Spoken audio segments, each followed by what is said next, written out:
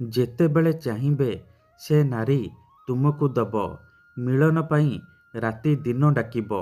କେବଳ 3 ଥର ତାର ନାମ କହି 3ଟି ଲବଙ୍ଗରେ ପରିସ୍ରା କରିଦିଅନ୍ତୁ।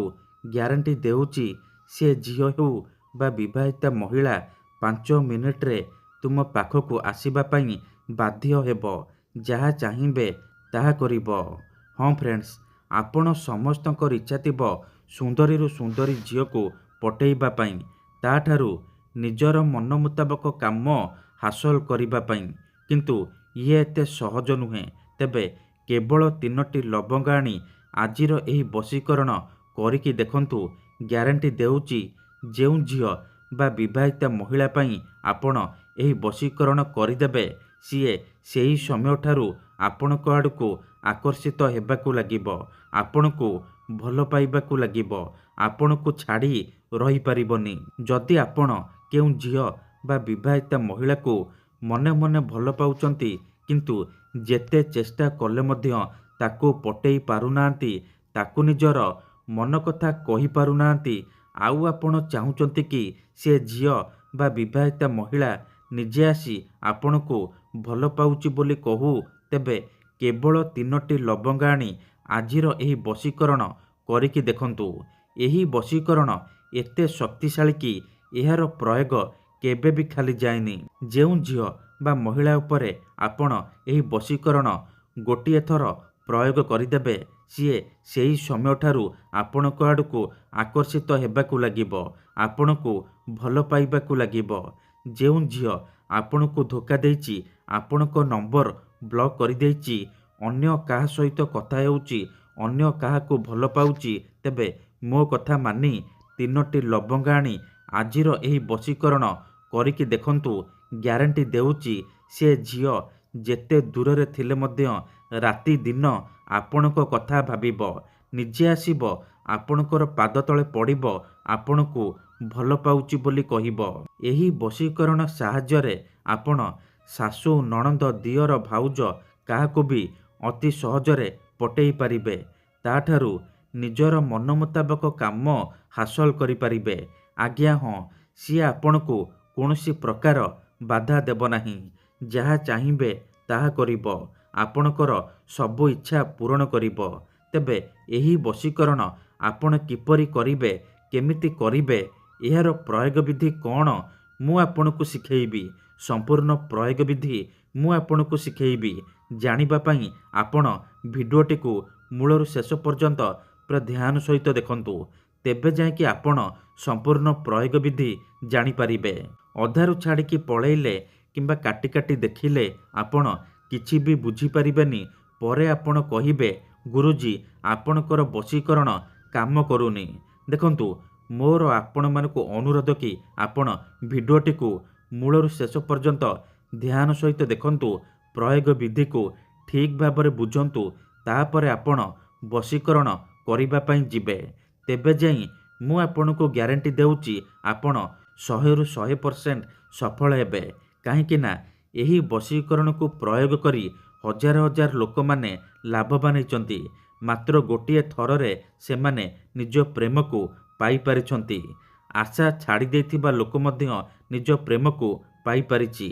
ବିନା ମନ୍ତ୍ର, ବିନା ତନ୍ତ୍ର, ବିନା କିଛି ଜିନିଷ ଖୁଆଇ ପିଆଇ, ବିନା କୌଣସି ପଇସା ଖର୍ଚ୍ଚ କରି ଆପଣ ନିଜ ଘରେ ବସି ବସି ଏହି ବଶୀକରଣ ଅତି ସହଜରେ କରିପାରିବେ।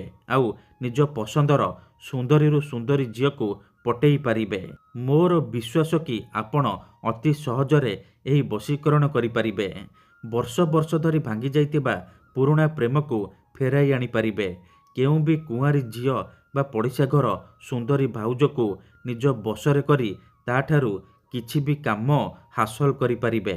ତେଣୁ ମୋର ଆପଣମାନଙ୍କୁ ଅନୁରୋଧ କି ମନରେ କୌଣସି ଖରାପ ଉଦ୍ଦେଶ୍ୟ କିମ୍ବା କୌଣସି ଖରାପ କାମ ପାଇଁ ଆପଣ ଏହି ବଶୀକରଣକୁ ପ୍ରୟୋଗ କରିବେନି। କାହିଁକି ନା ମାତ୍ର ଥରେ ଯେଉଁ ଝିଅ ବା ମହିଳା ଉପରେ ଏହି ବଶୀକରଣ ପ୍ରୟୋଗ କରିଦେବେ, ସିଏ ସେହି ସମୟଠାରୁ ଆପଣଙ୍କ ଆଡ଼କୁ ଆକର୍ଷିତ ହେବାକୁ ଲାଗିବ, ପାଗଳୀ ପରି ଆପଣଙ୍କୁ ଭଲ ପାଇବାକୁ ଲାଗିବ।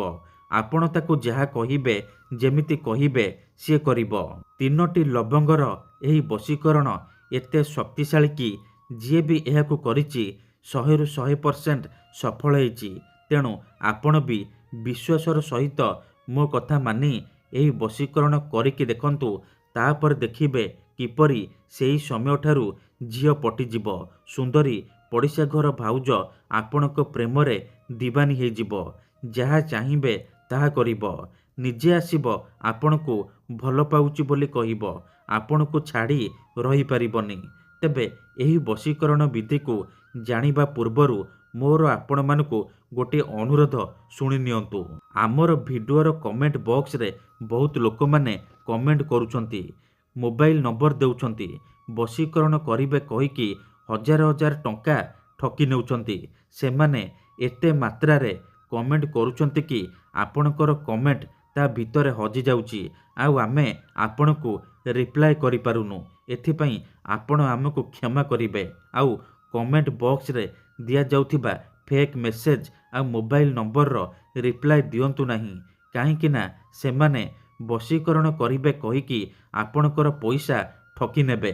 ତେଣୁ ମୋର ଆପଣମାନଙ୍କୁ ଅନୁରୋଧ କି ଆପଣ ଭିଡ଼ିଓ ଦେଖନ୍ତୁ, ନିଜେ ଚେଷ୍ଟା କରନ୍ତୁ, କିନ୍ତୁ ଏହିସବୁ ଠକାମିରୁ ଦୂରେଇ ରୁହନ୍ତୁ। ଆମର ବହୁତ ସାରା ଦର୍ଶକ ବନ୍ଧୁମାନେ ଅଛନ୍ତି ଯେଉଁମାନେ ଆମକୁ କହୁଛନ୍ତି କି ଗୁରୁଜୀ ଆପଣ ଆମର କାମ କରିଦିଅନ୍ତୁ, ଆପଣ ଯେତେ ପଇସା ମାଗିବେ ଆମେ ଦେବୁ। ହଜାର ହଜାର ଟଙ୍କା ଯାଚୁଛନ୍ତି। ଦେଖନ୍ତୁ ଆପଣଙ୍କୁ ୟୁଟ୍ୟୁବରେ ଏମିତି ଅନେକ ଚ୍ୟାନେଲ ମିଳିଯିବ ଯେଉଁମାନେ ମୋବାଇଲ ନମ୍ବର ଦେଉଛନ୍ତି, ତାବିଜ ବିକୁଛନ୍ତି, ବଶୀକରଣ କରିବେ କହିକି ହଜାର ହଜାର ଟଙ୍କା ଠକି ନେଉଛନ୍ତି। କିନ୍ତୁ ଆମର ଏହି ଚ୍ୟାନେଲରେ ଆପଣଙ୍କ ପାଇଁ ବହୁତ ସାରା ବଶୀକରଣ ଭିଡ଼ିଓ ଅପଲୋଡ଼ କରାଯାଉଛି, ଯାହାକୁ ଆପଣଙ୍କର ସୁବିଧା ପାଇଁ ଅପଲୋଡ଼ କରାଯାଉଛି, ଯାହାକୁ ଆପଣ ଘରେ ବସି ବସି କରିପାରିବେ। ତେବେ ଆପଣ ପଇସା କ'ଣ ପାଇଁ ଖର୍ଚ୍ଚ କରିବେ? ଆପଣ ଭିଡ଼ିଓ ଦେଖନ୍ତୁ, ନିଜେ ଚେଷ୍ଟା କରନ୍ତୁ, ତେବେ ଯାଇକି ଆପଣ 100ରୁ 100% ସଫଳ ହେବେ। ଯଦି ଗୋଟିଏ ଥରରେ ସଫଳ ହେଇପାରୁନାହାନ୍ତି, ଦ୍ୱିତୀୟ ଥର ଚେଷ୍ଟା କରନ୍ତୁ, ନିହାତି ଭାବେ ସଫଳ ହେବେ। ତେବେ ବଶୀକରଣ କରିବା ପୂର୍ବରୁ ବଶୀକରଣ ବିଷୟରେ କିଛି ଜାଣି ରଖନ୍ତୁ। ବଶୀକରଣର ମାନେ ହେଉଛି ସାମ୍ନାବାଲାକୁ ନିଜ ବଶରେ କରିବା, ତାହାର ଦିମାଗରେ ନିଜର ଭାବନାକୁ ପହଞ୍ଚାଇବା। ତେବେ ବଶୀକରଣ କ'ଣ ପାଇଁ କରାଯାଏ? ଯେତେବେଳେ ଆପଣ କାହାକୁ ନିଜଠାରୁ ଅଧିକ ଭଲ ପାଉଛନ୍ତି କିନ୍ତୁ ଯେତେ ଚେଷ୍ଟା କଲେ ମଧ୍ୟ ତାକୁ ପଟେଇ ପାରୁନାହାନ୍ତି, ତା ବିନା ବଞ୍ଚିପାରିବେନି ଭାବୁଛନ୍ତି, ସେତେବେଳେ ଆପଣ ବଶୀକରଣ କରିପାରିବେ। କିମ୍ବା ଯଦି କେଉଁ ଲୋକ ବିନା କାରଣରେ ଆପଣଙ୍କୁ ହଇରାଣ କରୁଛି, ଆପଣଙ୍କର ଘର ପରିବାର ଉପରେ ଖରାପ ନଜର ପକାଉଛି, ଏହିପରି ପରିସ୍ଥିତିରେ ଆପଣ ବଶୀକରଣ କରିପାରିବେ। କାହିଁକି ନା କେତେଥର ଏମିତି ହେଇଥାଏ କି ଆମର ଶତ୍ରୁ ପଇସାରେ ଆଉ ଶକ୍ତିରେ ଆମଠାରୁ ବଳବାନ ହେଇଥାଏ, ଆଉ ଆମେ ଚାହିଁକି ବି ତାର କିଛି କରିପାରୁନାହୁଁ। ଏହିପରି ପରିସ୍ଥିତିରେ ଆପଣ ବଶୀକରଣ କରିପାରିବେ। ନିଜ ଶତ୍ରୁକୁ ହାତ ମୁଠାରେ ରଖିପାରିବେ। ସୁନ୍ଦରୀରୁ ସୁନ୍ଦରୀ ଝିଅକୁ ପଟେଇ ପାରିବେ। ଏଥିପାଇଁ ଆଜିର ଏହି ଭିଡ଼ିଓଟିରେ ମୁଁ ଆପଣଙ୍କ ପାଇଁ ଆମର ତନ୍ତ୍ରଶାସ୍ତ୍ରରୁ ଏମିତି ଏକ ମହାଶକ୍ତିଶାଳୀ ବଶୀକରଣ ନେଇ ଆସିଛି, ଯାହାକୁ ଆପଣ କରିଦେଲେ ସୁନ୍ଦରୀରୁ ସୁନ୍ଦରୀ ଝିଅକୁ ଅତି ସହଜରେ ପଟେଇ ପାରିବେ। ସୁନ୍ଦରୀ ଭାଉଜଠାରୁ ନିଜର ମନ ମୁତାବକ କାମ ହାସଲ କରିପାରିବେ। ସିଏ ଆପଣଙ୍କ ପ୍ରେମରେ ଏମିତି ଦିବାନୀ ହେଇଯିବ କି ଟାଣି ହୋଇ ଆପଣଙ୍କ ପାଖକୁ ଆସିବ, ଯାହା ଚାହିଁବେ ତାହା କରିବ। ତେବେ ମନେ ରଖନ୍ତୁ, ମନ୍ତ୍ର ତନ୍ତ୍ର ଯନ୍ତ୍ର ବଶୀକରଣ ଇଏ ଏମିତି ସେମିତି କାମ କରେନି। ମନରେ ସମ୍ପୂର୍ଣ୍ଣ ବିଶ୍ୱାସ, ନିଷ୍ଠା ଆଉ ଏକାଗ୍ରତାର ସହିତ ଆପଣଙ୍କୁ ଏହି ବଶୀକରଣ କରିବାକୁ ପଡ଼ିବ। ତେବେ ଯାଇ ମୁଁ ଆପଣଙ୍କୁ ଗ୍ୟାରେଣ୍ଟି ଦେଉଛି, ଆପଣ ଯାହାକୁ ଚାହିଁବେ ତାକୁ ନିଜ ବଶରେ କରିପାରିବେ, ପଟେଇ ପାରିବେ। ତେଣୁ ଯଦି ଆପଣ ଏହି ବଶୀକରଣ କରିବାକୁ ଚାହୁଁଛନ୍ତି, ସେ ଝିଅ ବା ଭାଉଜକୁ ପଟେଇବାକୁ ଚାହୁଁଛନ୍ତି, ତାକୁ ନିଜ ପ୍ରେମରେ ଦିବାନୀ କରିବାକୁ ଚାହୁଁଛନ୍ତି, ତାଠାରୁ ନିଜର ମନ ମୁତାବକ କାମ ହାସଲ କରିବାକୁ ଚାହୁଁଛନ୍ତି, ତେଣୁ ଆପଣ ଭିଡ଼ିଓଟିକୁ ପୁରା ଧ୍ୟାନ ସହିତ ଶେଷ ପର୍ଯ୍ୟନ୍ତ ଦେଖନ୍ତୁ। ଏହି ବଶୀକରଣ କରିବା ପାଇଁ ଆପଣଙ୍କୁ କେବଳ 3ଟି ଲବଙ୍ଗ ଦରକାର। ଆଜ୍ଞା ହଁ, 3ଟି ଲବଙ୍ଗର ସାହାଯ୍ୟରେ ଆପଣ ସେ ଝିଅକୁ ପଟେଇ ପାରିବେ। ପ୍ରଥମେ ଆପଣ କ'ଣ କରିବେ, 3ଟି ଲବଙ୍ଗକୁ ନେଇକି କୌଣସି ଏକ ସୁନସାନ ଜାଗାକୁ ଯିବେ, ଯେଉଁଠାରେ ଆପଣଙ୍କୁ କେହି ଦେଖିବେନି କିମ୍ବା ଡାକିବେନି। ତାପରେ ସେ 3ଟି ଲବଙ୍ଗକୁ ତଳେ ମାଟି ଉପରେ ରଖିବେ। ତାପରେ ସେ ଝିଅ ବା ମହିଳାର ନାମ 3 ଥର କହିବେ। 3 ଥର ସେ ଝିଅ ବା ମହିଳାର ନାମ କହିସାରିବା ପରେ ଆପଣ ଏହି ଶବ୍ଦକୁ 3 ଥର ପଢ଼ିଦେବେ। ତାସିନ୍ ତାସିନ୍ ମର୍ତାସିନ୍। ଏହି 3ଟି ଶବ୍ଦକୁ 3 ଥର ପଢ଼ିସାରିବା ପରେ ଆପଣ କ'ଣ କରିବେ? ସାଙ୍ଗେ ସାଙ୍ଗେ ସେ 3ଟି ଲବଙ୍ଗ ଉପରେ ପରିସ୍ରା କରିବେ। ମନେ ରଖନ୍ତୁ, ଆଖି ବନ୍ଦ କରିକି ପରିସ୍ରା କରିବେ। ପରିସ୍ରା କରିସାରିବା ପରେ ଆପଣ ଚୁପଚାପ ଘରକୁ ଫେରିଆସିବେ। ପଛକୁ ବୁଲିକି ଚାହିଁବେନି। ଗ୍ୟାରେଣ୍ଟି ଦେଉଛି, ଏତିକି କରିକି ଦେଖନ୍ତୁ, ସେ ଝିଅ ହେଉ ବା ବିବାହିତା ମହିଳା ଆପଣଙ୍କ ଆଡ଼କୁ ଆକର୍ଷିତ ହେବାକୁ ଲାଗିବ। ଧନ୍ୟବାଦ।